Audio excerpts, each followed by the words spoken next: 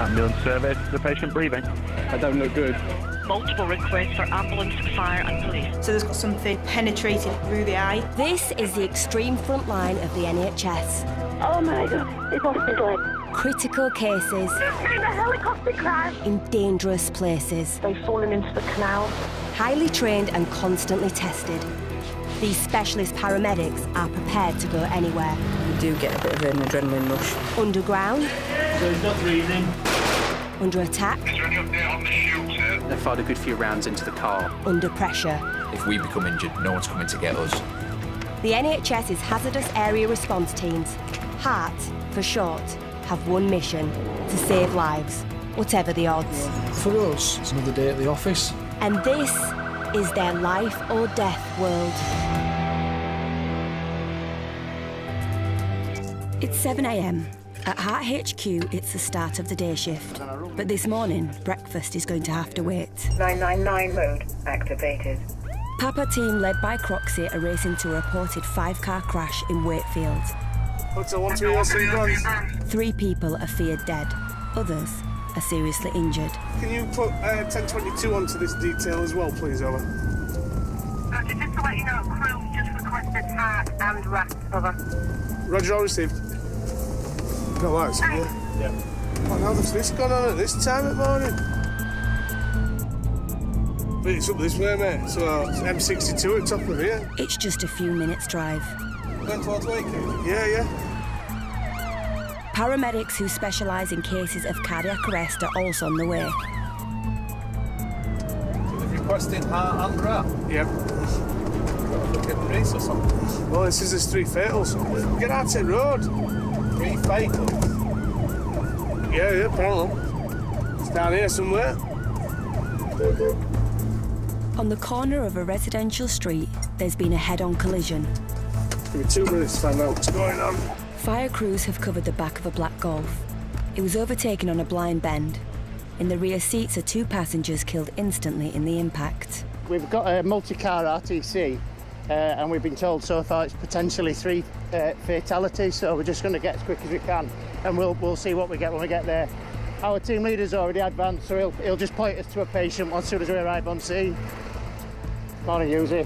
2 fatals in car. Can you take responsibility for them for me? They've been called by John, as busy down there. Okay. It looks like both C-spines have stopped. 2 is still in vehicle? 2 in vehicle, still in situ, deceased, yeah. And they are. I've had it well. Definitely. Well, have a quick confirm and we'll go from there. Are they happy visual, or you don't want to see lead it? Lying in the road, 3 of the men from the Golf are fighting for their lives, including the driver. Back seat passenger, front seat passenger. All from that car? All from that car. Where's all the rest of passengers? Anyone I've asked who else is injured, I've told them to move away and they've gone into there. So we need to... We'll have a... Yeah. Have a quick count of that. While Croxy checks on the injuries from the other cars in the crash, Leachy must confirm the deaths of the 2 men in the back of the Golf. No happening there. Right, conflict that. That's confirmed by me now. That. Although, to be fair, it'd been called before. What's time on that clock there? 7:08. By the curb, the 33-year-old driver of the Golf is critically injured and close to death. Flo, need help, mate. Yeah, drop listen here. Paramedic Flo suspects both the man's lungs have collapsed. He's not really shifting a lot of air both sides, mate. I think we're going to bilaterally decompress. Little oxygen is getting to the man's brain. No air entry both sides, or very minimal, really reduced. To save his life, paramedics are inserting a large needle into the chest wall. It will reduce the pressure inside and allow him to breathe. I think we've got bilateral now. A seriously injured passenger from the Golf is already being treated in an ambulance. This is quite a nasty accident. We've already declared 2 of the patients sadly deceased. We're just dealing with the 2 guys that are on the road at the moment. For both patients, we're looking at big chest injuries, possibly head and spinal injuries, so we've got to treat them really carefully, but equally time's of the essence now. In the middle of the road, Sean is treating a second passenger from the Golf. He has life-threatening chest injuries and could go into cardiac arrest at any moment. All right. Needle decompression it. This one? Yeah, right hand side. They're going to put one in left as well because he's developing there, so yeah. It's chest knackered. We've done the immediate life-saving stuff, and the best treatment now is to get him in an ambulance and get him to hospital, where they can have definitive care from a surgeon if need be, scans, everything else that we can't do on scene. So the decision's been made by the commanders just to get going. Best place to be in here, is it? No, totally. So I'm just going to stay with these two. I'm going to start rocking paperwork and leave me with them, all right? And then I'll do it, Bobby's. All right. OK, we've got a collar on. We've got a line in there, Gemma. OK, that's fantastic. Good. We decompress his right side of his chest because we're going to show them about that right hand side. Let's get him moved then, and let's get some tape safe drawn up on ambulance itself. Happy with that, yeah? OK, I know he's combative, but there's no way to do it on. HART Paramedic Church was off duty but came across the crash minutes after it happened. On my way to work for a shift this morning, just come round the corner, saw all the cars in the middle of the road. Thought I'd best get out and have a look, see if I could give assistance. Walked up to the car, found one guy who had been treated by bystanders on scene. Looked as though he'd come out of the driver's seat. He got an head injury, so quickly assessed him. Got asked if I could have a look at other patients that were in the car. Had a quick look in the car. Looked like there were definitely 2 fatalities in the back. And then there was another patient in front next to the driver that was still in situ, and there were a patient next to the 2 fatalities in the back. The race is on to get the passenger to the major trauma centre at the Leeds General Infirmary. By the curb, the driver's condition is critical. Sorry, just relax, mate. Front ambulance service. Working quickly, the team will roll him onto a scoop stretcher ready for transportation to hospital. Just relax, guys. His passenger, who was treated in the road, is suddenly deteriorating. Hey guys, back valve on mask, please. I want an eye gel straight away. He's going to arrest. He's arrested. Lovely. If you could just prep it for me. Bag valve and mask, please. Let's get some pads on him as well, please. The patient's heart has stopped. To save his life, paramedic Sean will have to perform CPR on the way to the hospital. We've got all patients packaged up. Everyone's been allocated to ops resources. Some of our guys are travelling down to A&E with the crews just to give them some support in back with patients' injuries that they're dealing with. LGI's been informed and they're all packaged and en route. The other critically injured Golf passenger is now heading to hospital surgeons. We've got 2 fatalities in one of the vehicles, and the injuries that these guys have got, we've already done bilateral needle thoracentesis, which means we've tried to assist their breathing because they're not moving enough. They've got air trapped in their lungs. So we've done that. Packaged up, pelvic binders are on. Quite significant major trauma injuries. Get them down to LGI, where's the best place for them. All 3 survivors of the devastating crash are now on their way to hospital. It's been a shocking experience for those who tried to help. All right, mate. All right. Did you see it happen? No, I just turned up. I saw Sam getting out. I looked at it, I thought, best have a walk across. And I went, yeah, I think there's 1 fatality back. I went, no, I think you've 2. Yeah. I mean, it's futile from the start because there were absolutely nothing we could do for them. Sean just had to start CPR on his. Has he? And he came out from outside of them. So there were 3 back. Police investigations have begun. It's believed the Golf was driving on the wrong side of the road moments before the crash. Morning, boss. Morning, how you doing? Are you in charge of this? Great. So I'm Paul Leach, I'm from HART. Right, okay. You're aware we've got 2 fatalities in the this rear car? of that, still in it, yeah. So I'm going to sort out the paperwork for them. Yeah. What are you going to do about... Because it looks like they're really trapped from Yeah, the what lower we'll legs. do, we'll leave them in place, take them to Cargate, CRU, and get them excavated there. Right. We've got obviously the fire team, who's the excavation team, they're going to stand by and go with them, so when we're ready to get them taken out, they'll do it there. The road will remain closed while police piece together the cause of the crash. If he survives, the driver of the Golf faces jail time. His driving today has cost 2 lives, with more in the balance. First and foremost, we got it as a 5-car RTC with multiple casualties, some unconscious. Those 3 patients that have travelled are all out of the same vehicle where we've had 2 fatalities, and we've got 1 patient inside the cafe who's in one of the other vehicles on scene who's got query a fractured wrist, and he'll be travelling to Pinderfields with one of the DCAs that's on scene. We've got some documentation to do for continuity evidence for the police regarding the deceased in the vehicle. We've got 2 of our staff who travel down to LGI to assist the ambulance crews who've taken in the most seriously injured. We'll go down and pick them up. We'll restock all those bags and get ready for the next job.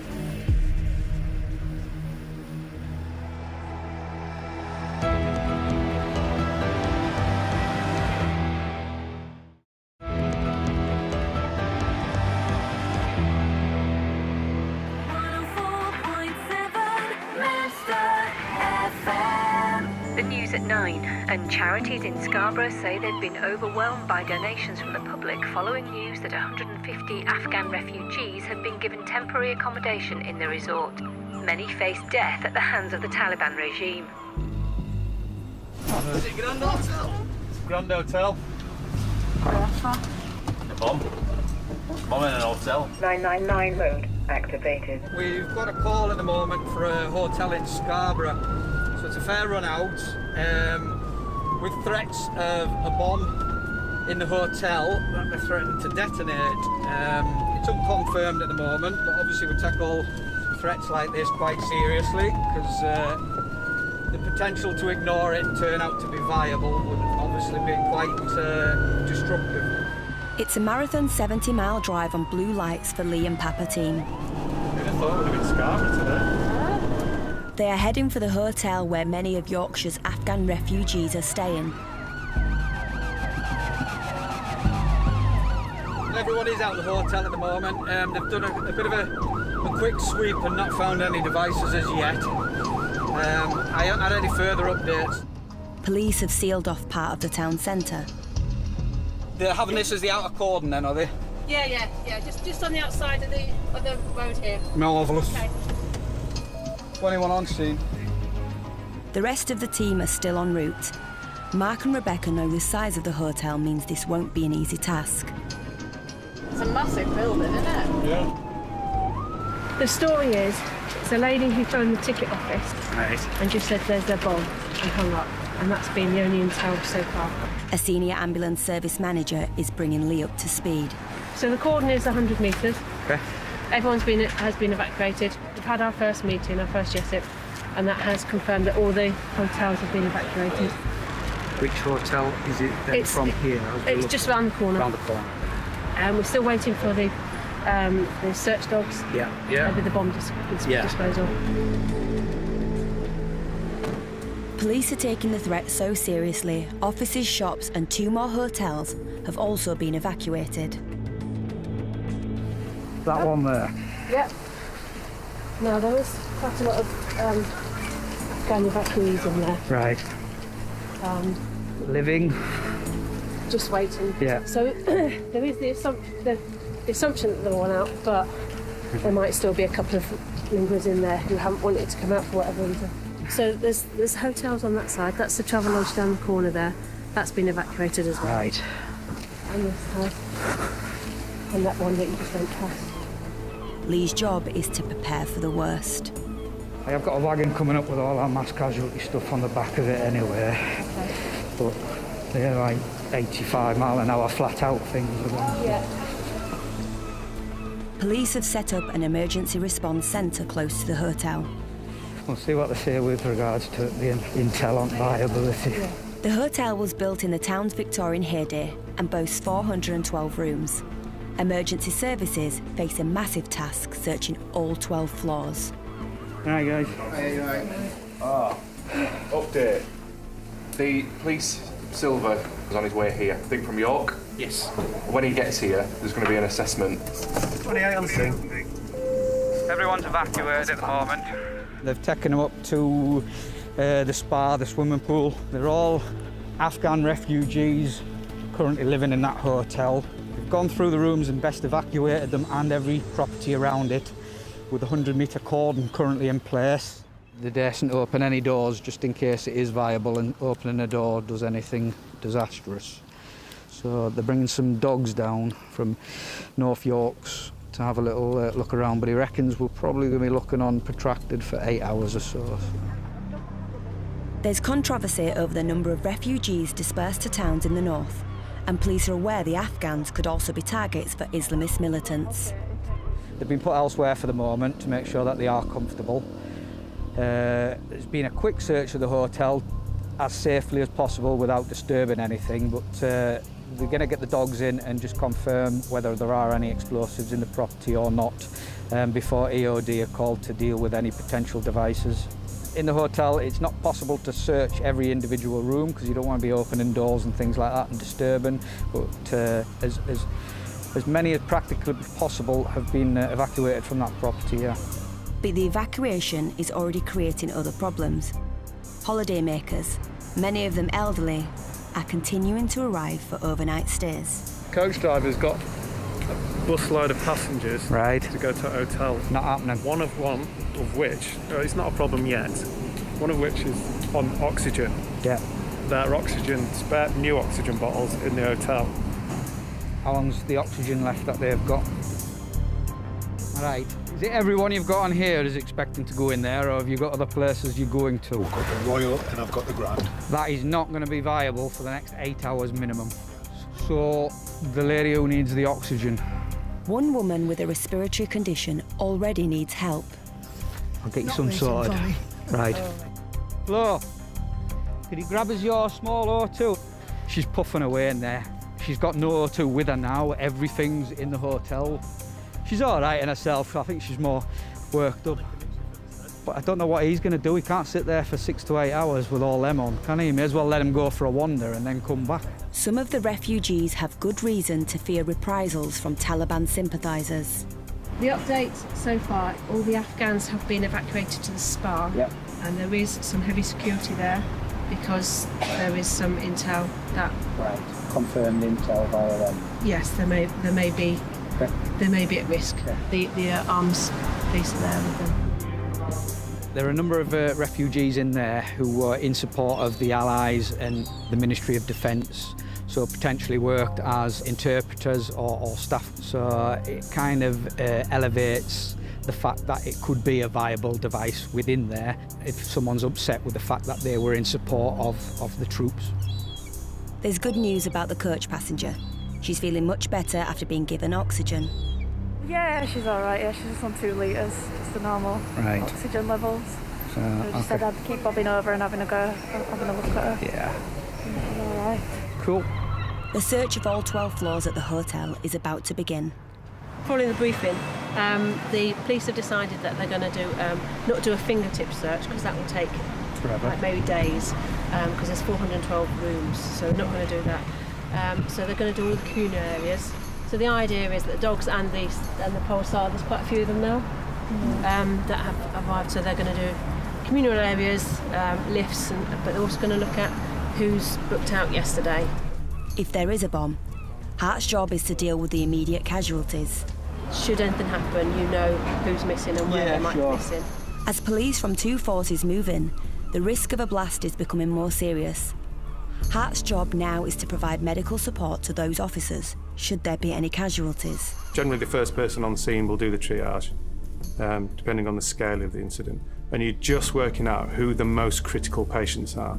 So they're classed as P1, P2 and P3. P1s are the most critical, then your P2 and then your P3s, and then label them so that anyone who comes in behind us can see who needs to be evacuated first.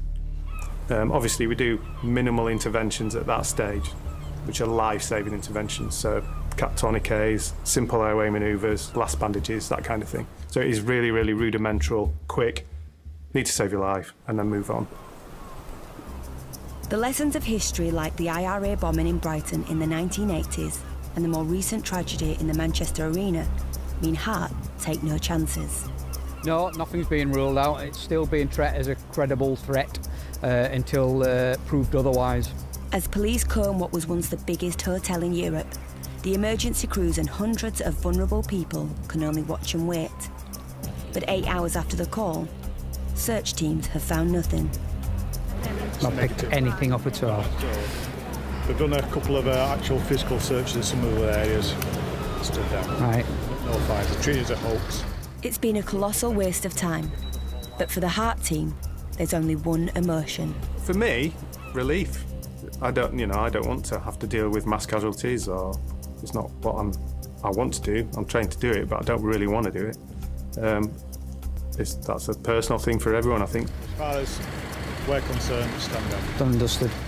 Thanks to you guys. Thank you. Right, cheers, see you again. Everyone's going to return back to the rooms as is.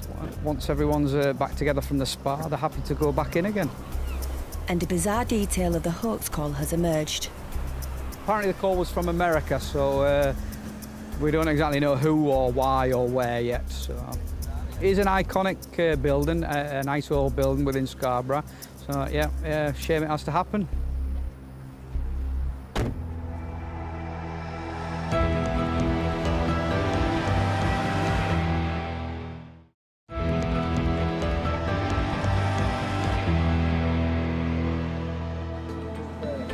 That's it, you're in, Jim. OK, happy? Yorkshire's HART team are the only medics trained to work at the scene of chemical incidents. We are setting up a scenario where I've been working in a contaminated zone in our PRPS suit, and after coming out of the zone we have to decontaminate, so we have to get anything that's on the suit kind of cleaned off, make sure that we're safe to come back into the cold zone where everybody could touch it and it'd be safe. So we go through the decontamination unit, which is effectively a shower. I wash myself off, make sure everything's clean, and then would come out the other side. All right. They'll just probably pull out.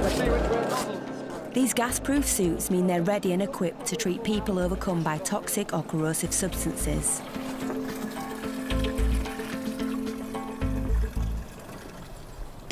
Hotel 1 to all HART call signs. Industrial fire. Is it in, mate? Tango team are being scrambled to Sheffield. A chemical factory is on fire. People may be trapped inside. All right, yeah. 999 mode activated. Details are sketchy. Lumi and team leader Abu get the updates en route. OK, thank you. Thanks, bye. Tango team, just for more information, the car contained the fire and they're unsure if there are people inside, so they're going to implement a search as soon as it's feasible. Over. Received, thank you. Sorry, one received. Not quite sure if there's any casualties or occupants yet. There's been reports of, I think it's a medical facility of some sort. There's been reports of hydrochloric acid. They'll be there for obviously the casualties and the welfare of the fire service as well. Any injuries or problems that they might encounter. But then we've also got various protective equipment that could allow us to go a bit closer than a normal operational ambulance to be able to deal with them casualties, basically. 5 fire pumps are tackling the blaze, and more are on the way. Vats of potentially lethal chemicals could explode at any moment, and HART are 30 miles away. Hi, HART team, Boo speaking. Hydrochloric acid. Yeah, I'm just repeating it from my mate who's ASMED. Nitric acid. Yeah. Trichloroethylene, yes. Caustic soda. Do you put that in your fridge? I don't know. I thought you put that in your fridge. No, that's bicarbonate of soda. Yeah, go on, keep going, sorry. Abu is joking, but he knows his team are heading into a highly dangerous situation. OK. What resources are on scene? CS? Right, I will do. Nice one. I'll get back to you in a bit. Cheers. Bye. The factory is in the middle of a residential area packed with houses. The team pull up at the edge of the hot zone. Right, I'll be 2 minutes, buddy. Extreme caution. I'll go find out what's going on. Door open. I'll give you a ring. Yeah. Deep inside the building, fire crews are battling the blaze. Vats of lethal chemicals are dangerously hot and at risk of exploding. Fire are down there. They've been putting dry powder on. Yeah. Obviously, it's a furnace area where they are. Yeah. The unit with dry sand's coming down. Yeah. And then they're cooling sort of either side round. TL's just gone forward with the HAZMED advisor to establish some more information. There could be a lot of hazardous chemicals that can cause a lot of harm, so we have to consider what PPE we need to wear, really, depending on what the chemical is. Basically what's happened is the fire's been caused by a build-up of grease and oil on the outside of these containers that have got various chemicals in them, and that's what sparked the fire. It's not like a gas leak or anything like that. They've got Lisa tell you, they've got like a 30-minute window to cool it down, which they're well inside. Everyone who's been evacuated has been sent to the sports centre there, non-symptomatic with anything at the minute, but what I want to do is just send 2 of you across. As far as the actual fire is concerned, if 2 of you stay here, just make sure there's some med kit, you can stay on the vehicle, it's ready to go, make sure that your BA is ready to go just in case. So there's no plans to evacuate anyone just yet, but that might change if they don't, sort of, if something else happens. Just the next road down. I know where it is. Yeah. If you want to take a motor, you can, or just walk down. While Helen attends to the frightened factory workers, Lumi will check on the firefighters. The worst chemical incident in UK history, The Flicksborough disaster in 1974 killed 28 people, and the medics won't take any chances. Originally there was quite a lot of concern that there were some quite dangerous chemicals on scene. There was a bit of a worry that the fire had spread to those areas. First information we've been passed on arrival is that this fire has been extinguished and it's actually been isolated to areas where the chemicals aren't present, so hopefully there's no great worry from our point of view. The only concern really at the moment is the fact that there's just a couple of BA crews that have gone in, so we just need to make sure that they're nice and safe on scene as well. Fire crews in protective gear are still working on pockets of the fire. There are no guarantees the superheated chemicals will remain contained. If they explode, clouds of acidic vapour could escape and can kill in minutes. The main risk for the firefighters is the chemicals involved, so the hydrochloric acid, but also the heat and risk of further outbreaks of fire.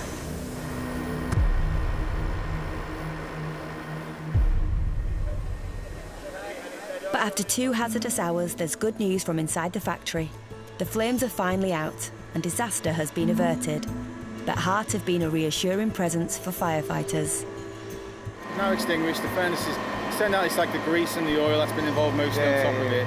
It's down to 30 degrees, there's no issue really anymore except for housekeeping with this place.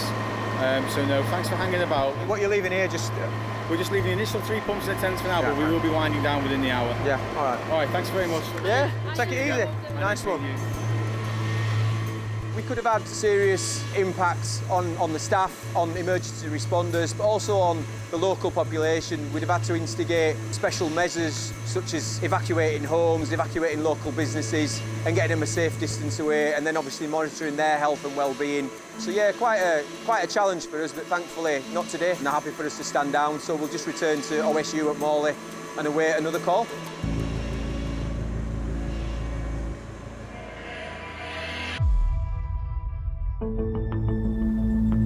Yorkshire has the unenviable record of having the highest suicide rate in the country, with 20 self-inflicted deaths for every 100,000 people.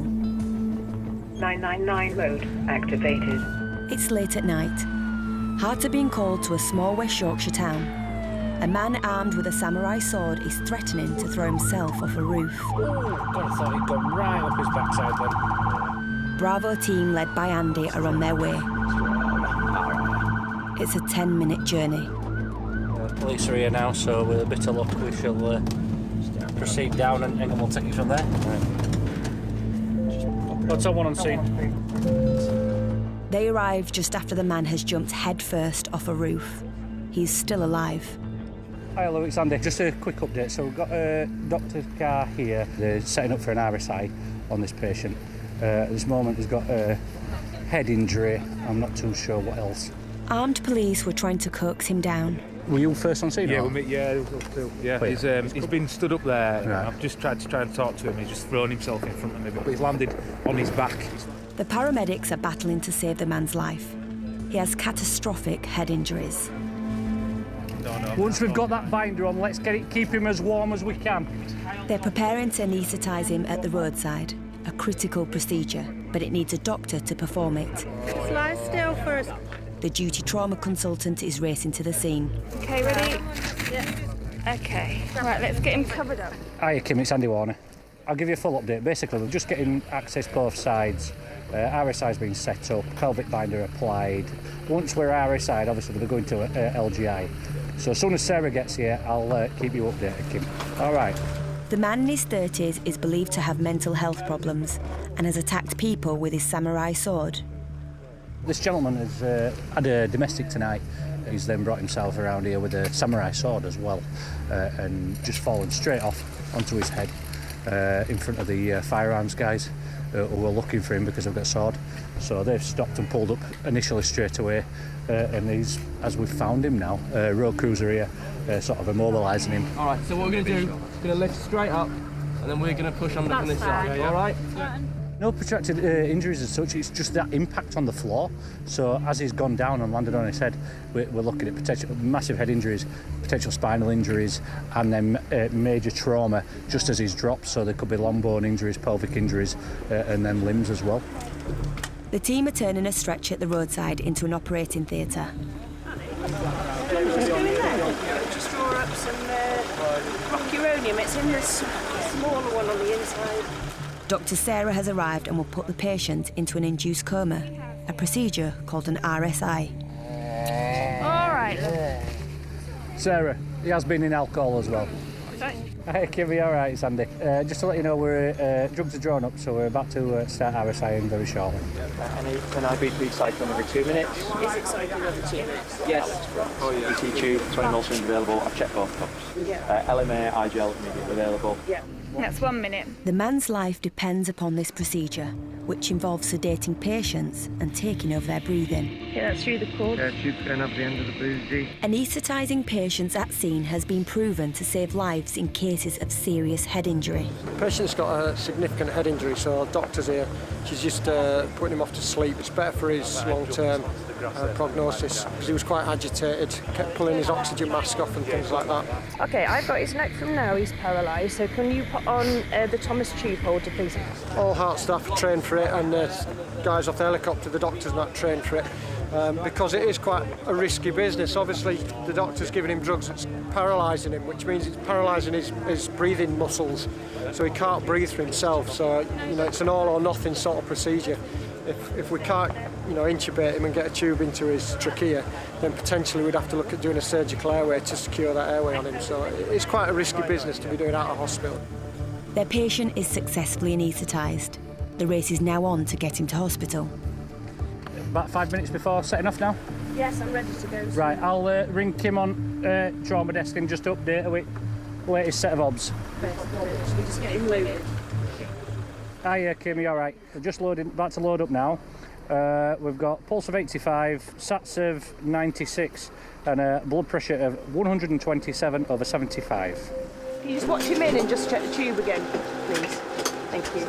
So you're not in the hospital environment, you don't have the any other doctors and nurses, and the lighting's bad, so there's a lot of pressure on the doctors when they do this. A full surgical team is waiting at the Leeds General Infirmary. They will continue the efforts to save the man's life.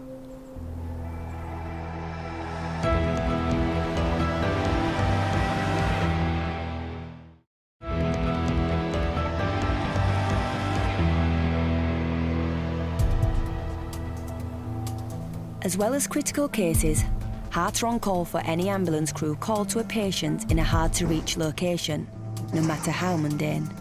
Apparently, they've got an under-the-stairs toilet, and she has fallen, and she's stuck, and she appears to have fractured something. And it's going to be a very awkward lift out, so she needs some ketamine. Paramedic James is travelling solo to the outskirts of Leeds today. Sometimes we don't need 6 people to go and assist a crew when it's just a specific thing they've requested us to help with.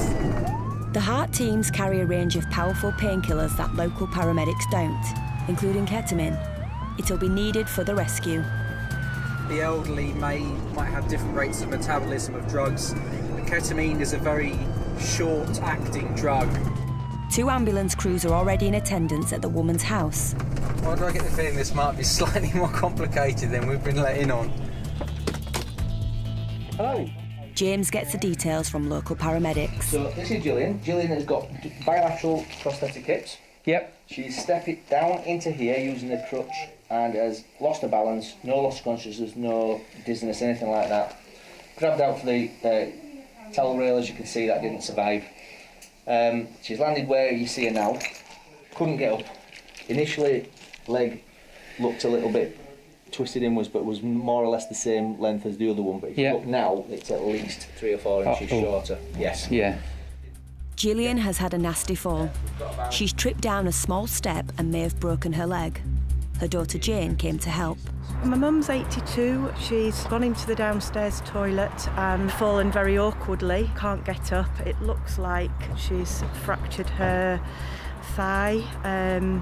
Can't move, in lots of pain. There's no good way to lift this lady. We've considered our lifting sling. We've considered a lifting cushion, but we can't get that in there.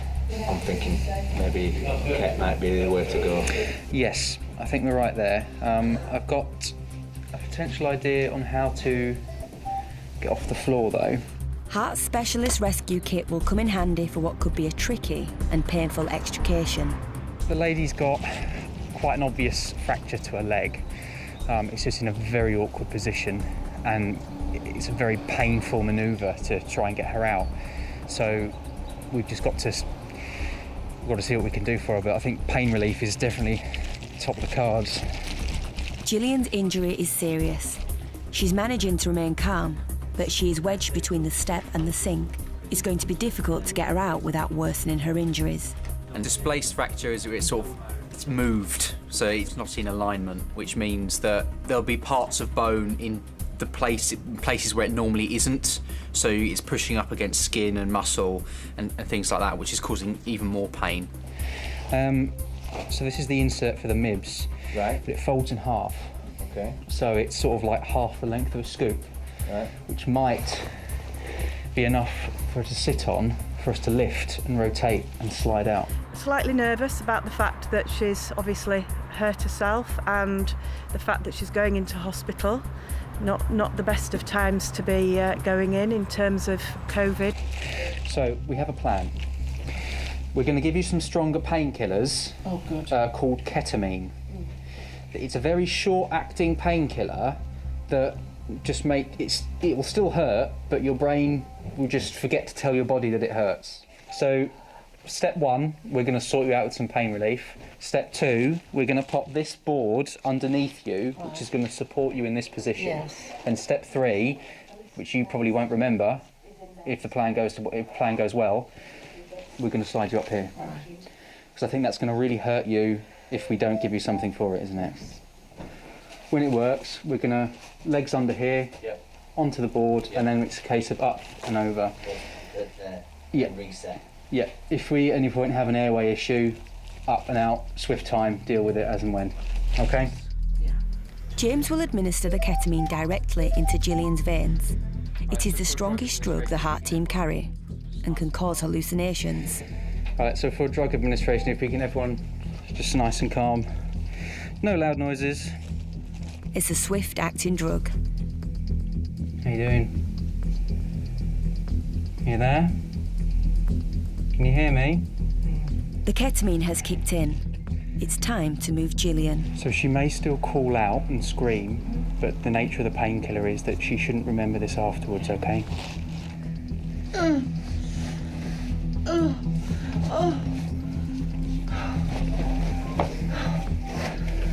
Well done, well done. Now comes the difficult part, rotating her up and out through the doorway. Yeah, towards the sink. On 3. 1, 2, 3. And yep. You're still with us. Still with us. The team must work as quickly as they can. 1, 2, 3. We're clear. Right. You're okay. Yeah, mid-shaft. Mid-shaft? Right, keep going now. The break in Gillian's leg is so severe, the team have no choice but to straighten it before she goes to hospital. Are you guys okay with the traction splint? Well, I'll look after just the airway for now. How are we doing? We need to put a splint onto your leg, okay? It involves pulling your leg. Everything's all right. Everything's okay. You talk to her as well, to recognise your voice over mine. Mum, you're doing great. We'll nearly get you in the ambulance. Thank you. Nearly there. Get any more traction going? Yeah, I can put some more. There we go, there we go. There was still quite a bulge. Yeah. Should we roll for now and put the scoop in sideways? Okay, yeah, let's do that. On 3. 1, 2, 3. Are you with us yet? How are you feeling? After just a few minutes, Gillian is coming round from the effects of the ketamine.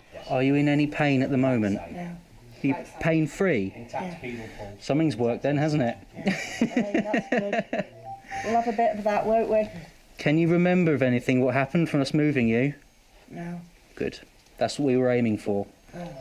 Ketamine is fantastic. One of the effects that it has is it can cause a bit of memory loss, sort of like amnesia, where for the time that the procedure is happening, they won't remember the pain. So it helps, it's shown to help in recovery. If you don't remember such a painful event, it can help you get over the injury a lot easier. And it's more humane. If you don't feel the pain of us having to manipulate quite a significant bone in the body or move you from a position which is painful, it can only be a good thing. Ready, race, lift. Gillian's had a nasty accident in what should be the safety of her own home, and it's been a distressing experience for her family. It can be quite a daunting thing to see, even for us, because it's making your patient quite drowsy, which is always worrying as a paramedic, if something you're giving someone makes them drowsy.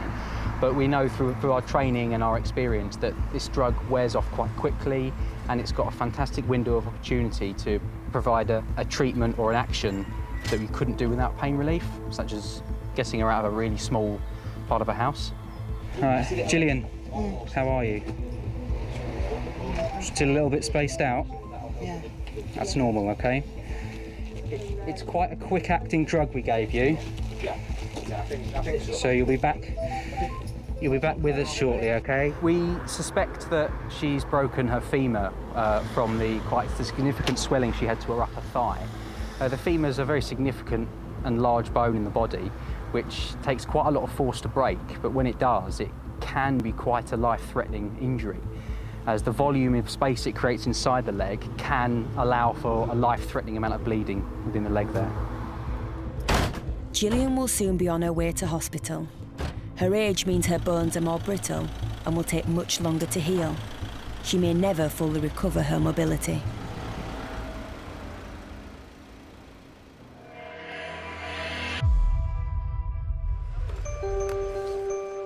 After a 5-car smash in Wakefield, the driver of the Black Golf pleaded guilty to causing death and serious injury by dangerous driving and possession of a Class A drug.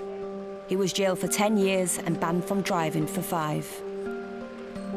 Over 150 Afghan refugees and several coaches of holidaymakers were safely returned to the Grand Hotel in Scarborough following a bomb scare. The hoaxer has not been found. Thankfully, no one was injured in the fire at the chemical factory in Sheffield. More than 30 firefighters continued damping down at the plant, where vats of hydrochloric acid were at risk of exploding. The man armed with a samurai sword who jumped off a roof late at night in West Yorkshire was treated in hospital for his extensive injuries and referred to mental health services. He was later convicted of assault and carrying a bladed weapon. In the UK, suicide remains the leading cause of death for men under 50. Help is available from organisations like the Samaritans. 82-year-old Gillian spent 3 weeks in hospital after a nasty fall at home.